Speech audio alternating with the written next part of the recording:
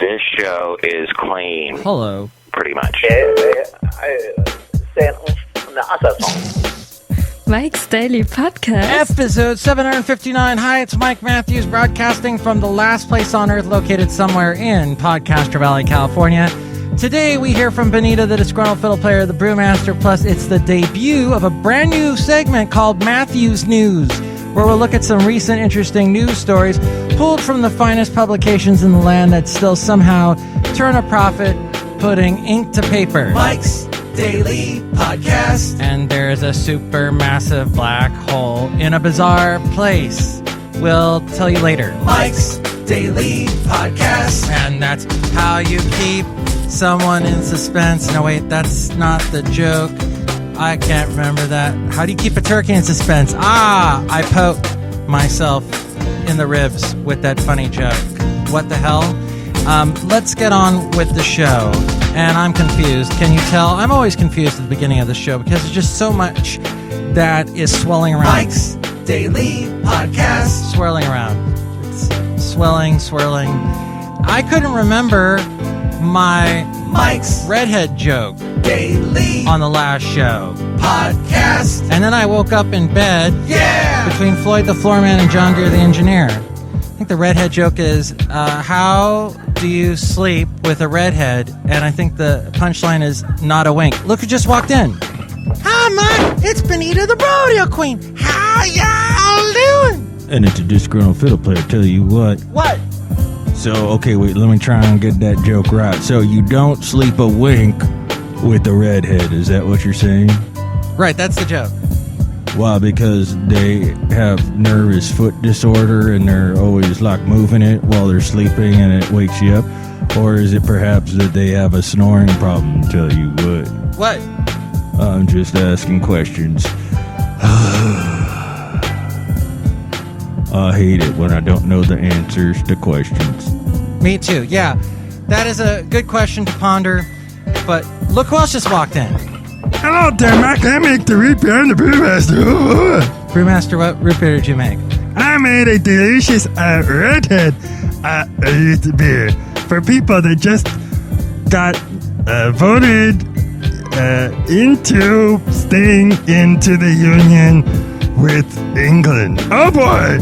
Yeah, okay, so in the UK, the Scottish people have decided that... Why are they redheads? I thought that was the Irish people. Yeah, whatever. So the Scottish people have voted to stay with England. So that means... Yes, all right. You guys are obviously not a bunch of Proclaimer fans. So that was interesting. What'd you think about that, Disgruntled Fiddle Player? Like, I thought, the Scots had their chance to break away, just like the South should have done a long time ago. But now the Scots are back with England, and they will be oppressed to the end of time.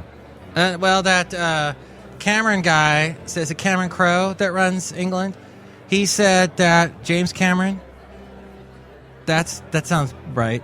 He said that he's going to give them more tax breaks and stuff like that, so he's going to help them out. Yeah, that's what Lincoln said to the South, and then he got shot and died. Parts of that seem that they're true, but you never know with the Disgruntled Fiddle Player. Isn't that right, Benita? Yeah, Mike, he lies. And I didn't get to try this redhead root beer, Brewmaster. Thank you for pouring me a glass. I'll try some right now. Oh, wow, I'm suddenly having memories of when I dated that redhead back in Thousand Oaks that Terry Ashkenaz and I were talking about on the last show. Wow, that was an interesting time of my life. Wasn't she the one that smelled like patchouli? Yeah, and her name was Julie. Julie Patchouli. No, that wasn't her name, but it should have been. Remembering long-lost loves, and then remembering why they're lost and they should forever stay lost. Ugh. That whole experience got weird. But that there is this thing called, I've talked about before, in the Bay Area, where we just have a lot... We seem to overly regulate. Now, I believe we need to have regulation for certain things, right? Like most people do. Because some people just get out of hand, they need to be watched. Yes, that is me thumbing through a newspaper right now. There's some stuff, though, that just seems to be overregulated. Now, the last show I mentioned how I was all upset for whatever organization that was that came in and closed down the winery that's near me, but then I found out that the winery wasn't paying their employees, so then I thought, what the heck, that's a good idea. They should close them down, and there. But since then, there has been more ridiculous rules that I've seen lately here in the Bay Area, and particularly on 580, or what I like to call, since I am an ex-SoCalian, the 580. We like to throw prepositions in front of our freeways because we're weird. When I was driving down 580, there, I said it the right way, yesterday, there I noticed were a bunch of signs that said exactly the same thing, all placed at a maximum of 30 feet from each other. Now, try to imagine that. The same sign saying the same thing. It said, don't litter, there's a fine if you litter here. The East Bay Regional Park District. Something to that effect. But it said it over and over again, these signs 30 feet apart, and there must be like 20 of them in a stretch right next to 580. It looks horrible. It looks like it's overkill. It's sign overkill. And it reminds me of that song by the five-man electric band. Yes, I did just hit pause and Googled that. 5-man electrical band. Signs everywhere, sign one. And Tesla did a remake of it in the early 90s. Yeah, that's what we got here in the Bay Area. An overkill of signs. It's almost like we're all in kindergarten, and the teachers are telling us over and over again, no chewing gum in class, no chewing gum in class. And they did on 580, if you get off, actually this is ironic because it's like on your way to that winery I was talking about.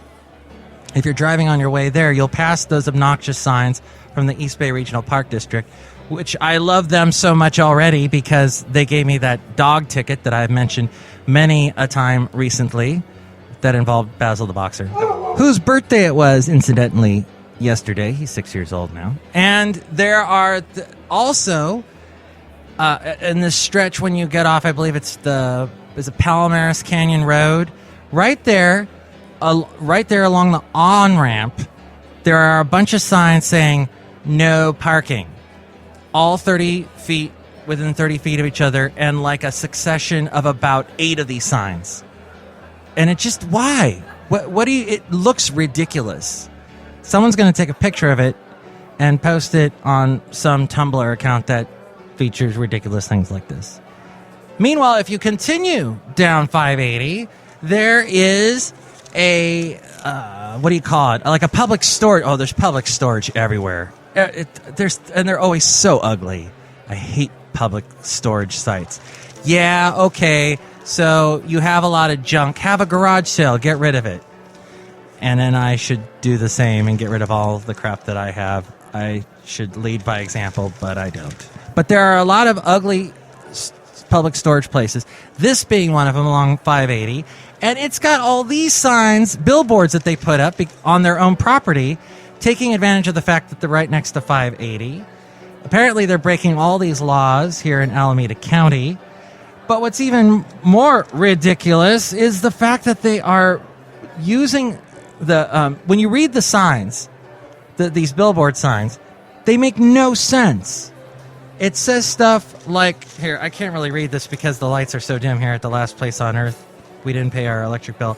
Globalization of California, inquiring minds invited.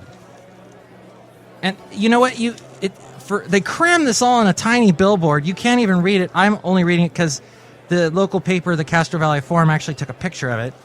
And they have a couple of other signs that just make no sense.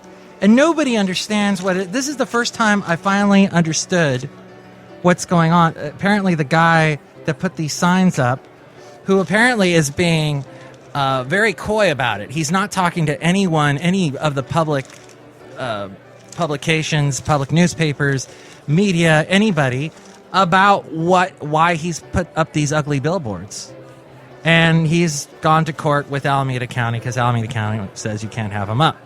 Anyway, there you go. in a nutshell, all the crazy laws and rules we have here in the Bay Area. The most liberal place on earth. Liberal with our use of signposts. Sign manufacturers here. Hey, if you make signs, move to the Bay Area. You will not be lacking for work. Mike, I've seen so many signs, I don't pay attention anymore. Oh, that's what you do. That's the secret. Yeah, just ignore everything. Are you ignoring me, Benita? I gotta go. Bye. I like the redhead joke. Well, on to things that are more natural and less having to do with the craziness of our society.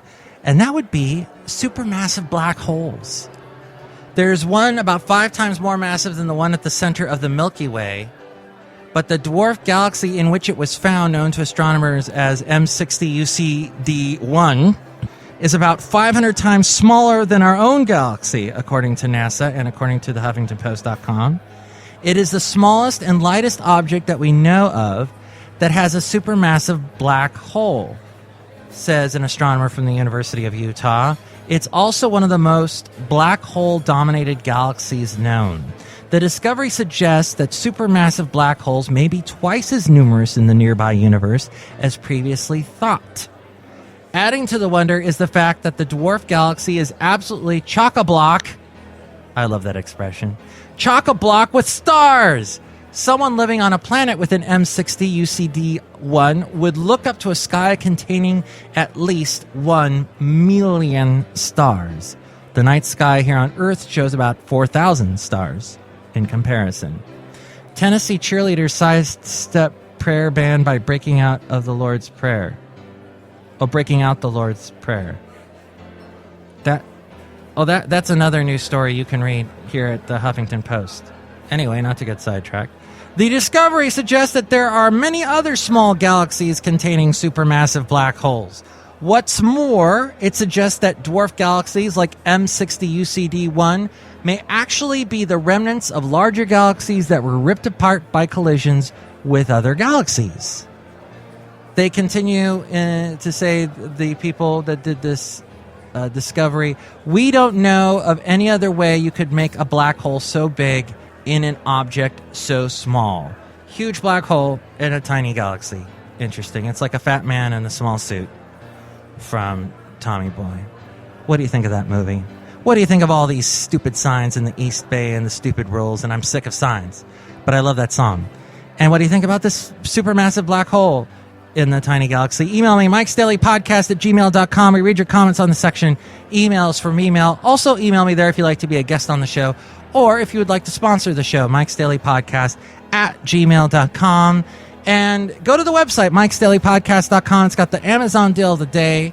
Click on that through the website and then bookmark that. And whenever you buy anything on Amazon, make sure to go through MIKEs-DAILY-PODCAST.com first and the link we have to Amazon there. And that helps us out. There's also links to where to find us on iTunes. And you can subscribe to us in iTunes, comment on the show, and rank the show in iTunes. And that helps our ranking in iTunes, and therefore more people will find out about us. Another great way to help the show is by liking the Facebook page. And when I post a new show, share it with your friends. More people will find out about us that way, too. You can also find links at MIKEs-DAILY-PODCAST.com to where to find us on YouTube, SoundCloud, Stitcher, Spreaker, Mixcloud, Podomatic, Tumblr, Twitter. We're even on Yelp. Yes. Even though the last place on Earth, we probably have the worst root beer on the planet. Thanks to the Brewmaster. You're welcome, Mike Matthews. Oh, boy. Find all that stuff at MIKEs-DAILY-PODCAST.com, as well as the blog and the daily podcast picture, as well as all my past interviews. Matthews News. Hey, it's a brand new segment making its debut right now. This is called Matthews News, and these are news stories that one Mike Matthews has found by combing through numerous newspapers and magazines. And he found this in East Bay Express and eastbayexpress.com. And it has to do, all these stories, by the way, have to do with our culture today and weird things going on in our society you may not know about. And let's start with books and a little ink and paper.